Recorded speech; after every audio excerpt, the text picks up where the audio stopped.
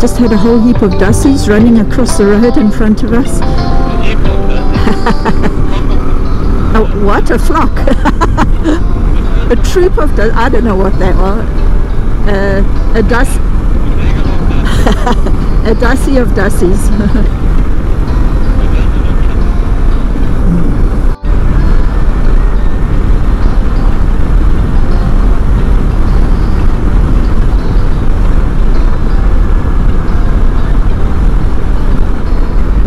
Says low fuel now.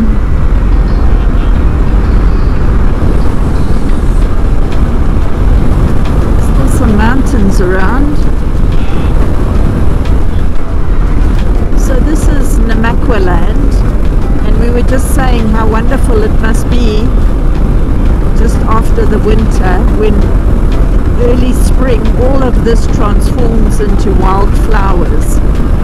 Because this where the Namakwa land daisies come from, and just the Namakwa land flowers must be quite magnificent, especially with these mountains and things in the background.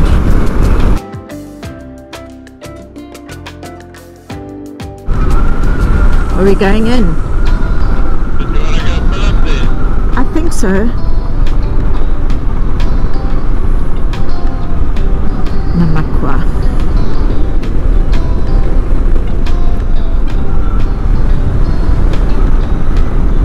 So this is Kamiskroon. We're just going to go and put fuel in here because we won't have enough to get to, well, we might just have enough to get to Springbok, but I'll have plenty. yeah, we could have stayed here, accommodation. Weren't you looking at Kamiskroon for accommodation?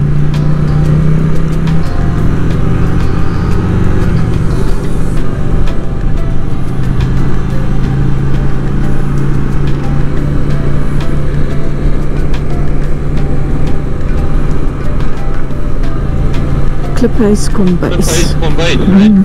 Yeah. This might have also been an interesting place to stay. Yeah.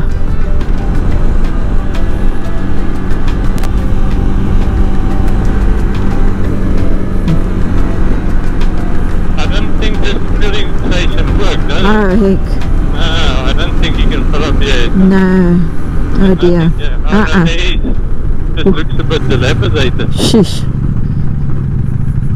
You think it's still working? I don't know. Let's go have a look. I don't think these things work. Only cash or garage card. No. No. I'll have to make it to Springbok.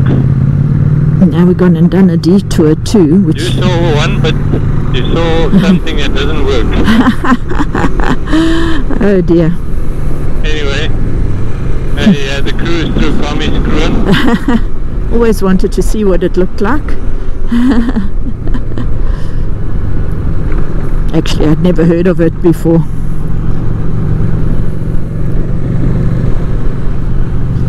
Just love these mountains around here, hey?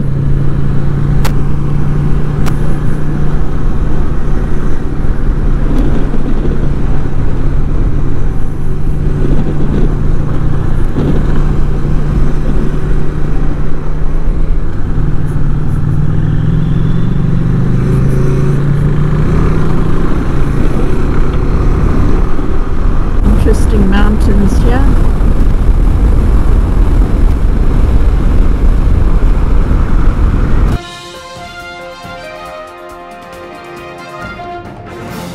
Okay, so we've taken the left off ramp to Springbok. Our fuel range is on 0 kilometers, and we just hope we make it to the fuel pump.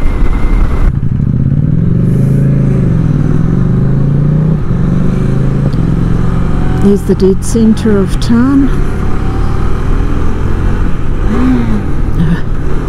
A bit hard to change gears. It's fine going down, but when you're changing up, it's a bit sore. We just find a place to fill up. Yeah. Springbok, so it's in on the side of the hills. Yeah.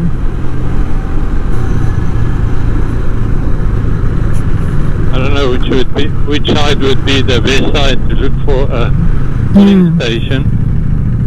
Let's go left and see. Or was it right? I don't know. Just ask these guys selling stuff here. It's okay, go left.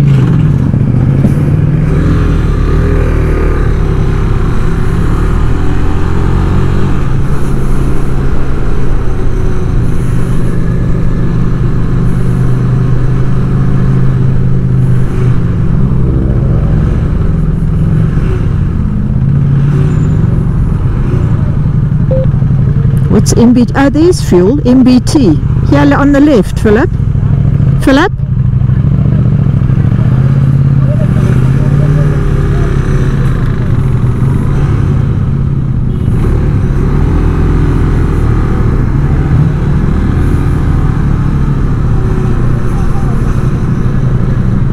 Sure, made it. Go a bit more forward.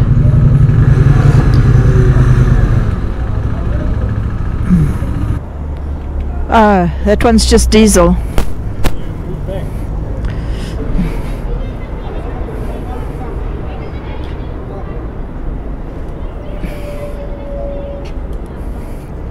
Thankfully it's downhill. Oh, that one. Oh, there. Okay. There we go.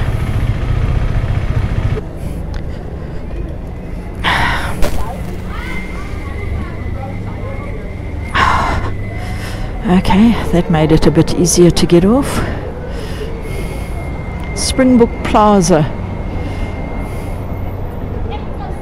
Interesting place.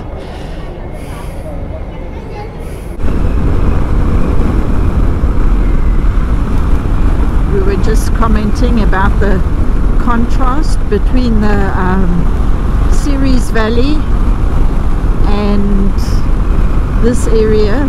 It's just such a stark contrast, but both have a beauty of their own.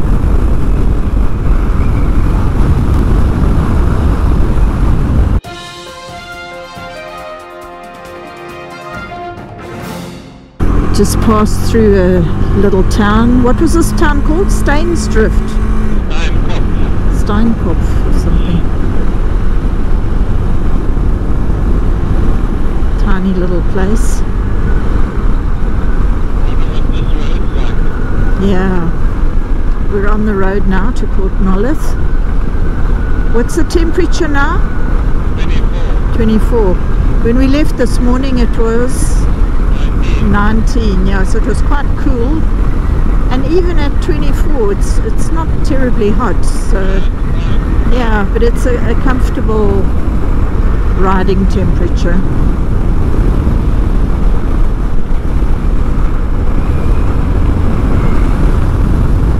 Colourful houses. We just stopped here on the side of the road to use the bathroom, the non-existent bathroom, the bushroom, and we saw there were some quiver trees over here. That's one thing that this part of the country is known for, these quiver trees. I still need to do some research and find out why they're actually called quiver trees, if it's something to do with the bushmen using them to make a quiver for their arrows or something like that. We'll have to let you know once we found out. There's Mr. Skuman taking a photo. Yeah, that's a pretty good photo, hey?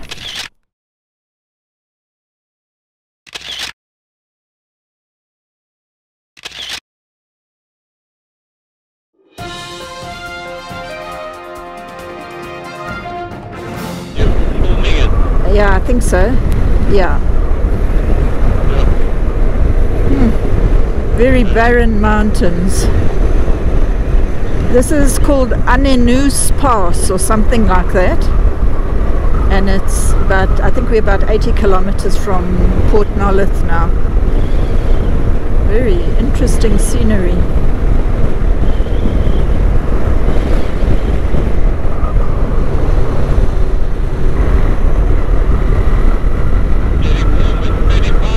Wow.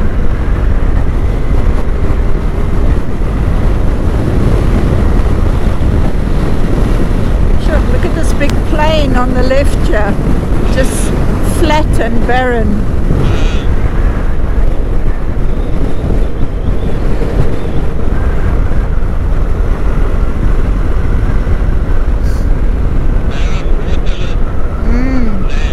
Makes me thirsty.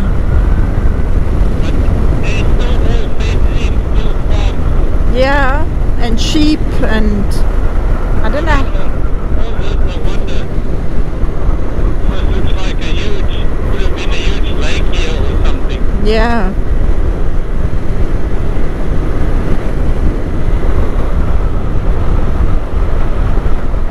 I suppose there'll be quite a few fishermen at Port Nolloth. Yeah, should imagine so. But it's another place we've never been to, so going to be interesting. We didn't big fishing rods with. Yeah. So we're only 50 kilometers from Port Nolloth, half an hour to go. And we're just still amazed at the amount of mountains around here. We sort of expected it to be more flat and everything. But anyway, look at these long straight roads. Plenty long straight roads. But the mountains at least make the scenery more interesting. This area reminds us a lot of the Pilbara in the northern part of Western Australia, where the ground is very red, very rich in iron ore and other minerals, and I think it's much the same here too. There's a lot of mining and things being done in this area. Still seeing mountains, and it's a cool 28 degrees. The temperature's gone up from 19 this morning to 28 now, so it is definitely warming up a bit. So as we came over the hill and saw the ocean in the distance, the temperature just suddenly dropped. It's down to 22 now, and you can really feel it. It's really cool, and there's such a stiff sea breeze. So yeah, hope we're going to make it to Port Nolloth again without having to stop to put something warm on. But I'm getting cold.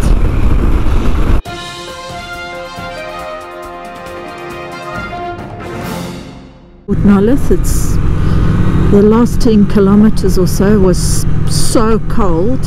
It dropped a full 10 degrees from 28 down to 18, and we really got quite cold.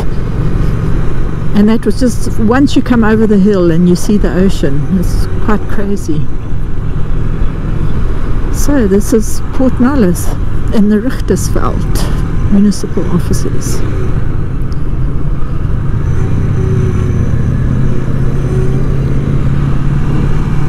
There's the hotel. Do we go right? Yeah. No, yeah. There's the ocean. Not much waves here. You won't be able to do any surfing.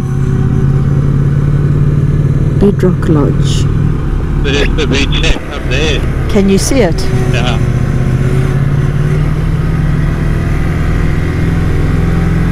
Wow, lovely here, hey? At least it's a bit warmer when you go slow. Beach shack. I wonder how we get.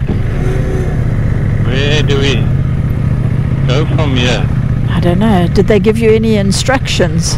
No. I wonder if we can go through that gate. Is there a gate? Yeah. And there's somebody working in the garden here. Yeah. A pedestrian gate, but our bikes would fit through.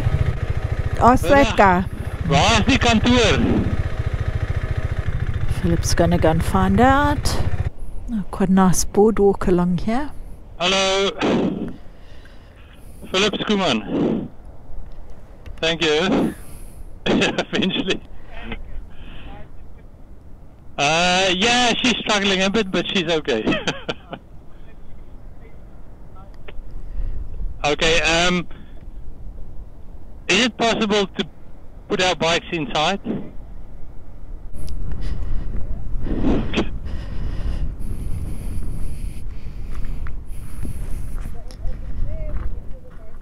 Okay, maybe, yeah. Oh, okay. Drive in there. Okay. Actually, that would have made a good photo of my bike there in front of the ocean.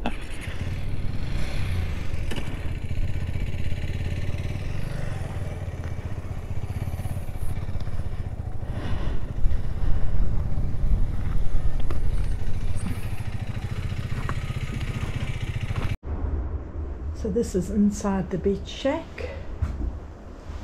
Very neat and cozy. Just got a small bathroom and shower and tiny little kitchenette with just a microwave and a fridge and a toaster and a kettle. Very cute though. And that's our view outside the door. We're right at the ocean.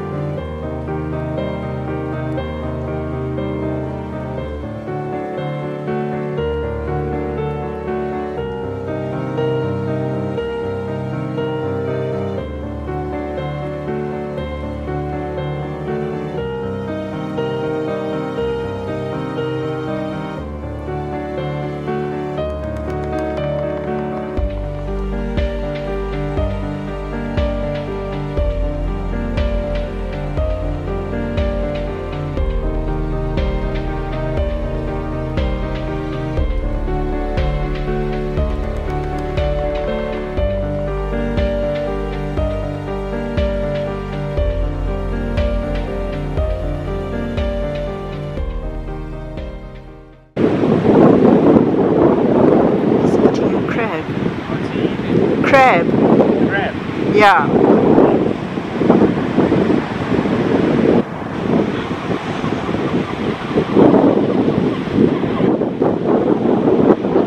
Little birdie coming to see what he can get.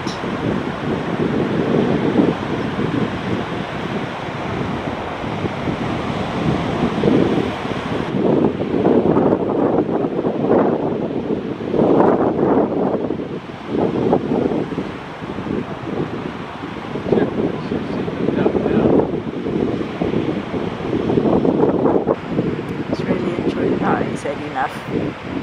Okay.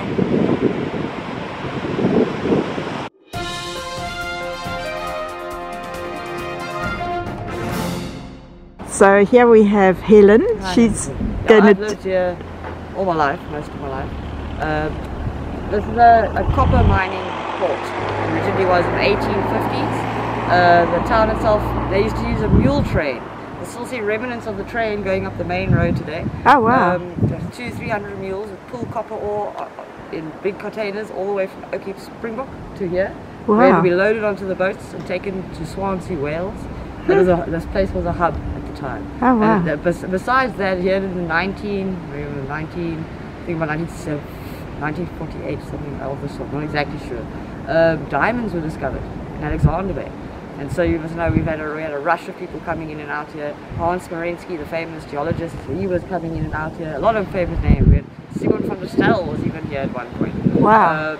But yeah, then things, you know how it goes. Mines close down, companies come and take over the diamonds and things like that. And now we've a lot of local people living here. There's a lot of diving happening, diamond diving. You'll see the boats out on the ocean here. Oh, so there's still diamonds There's still diving diamonds. Wow. The best areas where the most diamonds are in Alexander Bay. Okay. And the mine, the government controls the mine in Alexander Bay, so I won't say any more after that. Yeah. So there's a lot of corruption, a lot of people not getting work. There are hundreds of locals living here and we don't even benefit from the diamonds that come out here. Unlike Wow. Kimberley, where they went to build nice big infrastructure but around the money.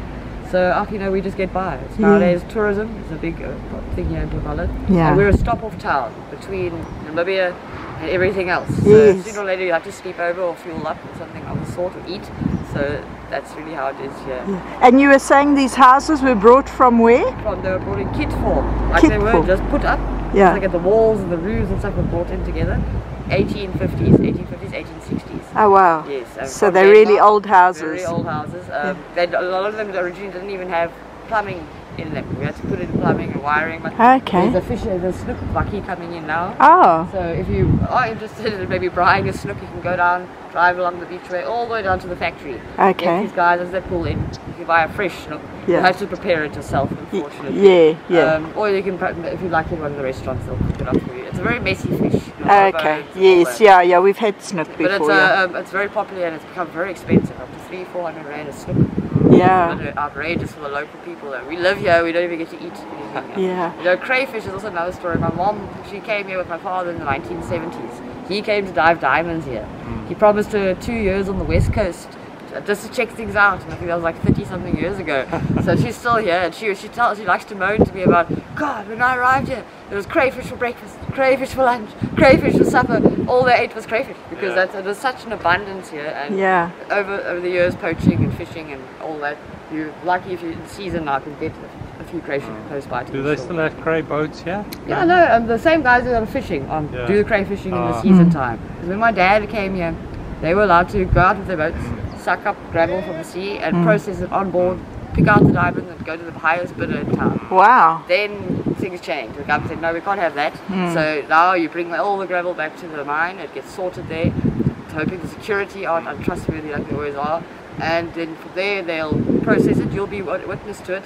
But diamond prices, you'll get about 20% diamond value or something like that. Sure. Then you've got about 20% pay your pension costs, your fuel costs, your men, debt that is built up in months. I mean, but it's a disgrace to work with diamonds and have to be so poor. Always people say, oh, you're a diamond diver's kid, you must have had a lot of money. I said, yeah, we were rich, but we were poor most of the time. No, but that's really that. No. Thank you very much. No, thank Enjoy you. your stay. Thanks very much. Okay, Helen. Bye.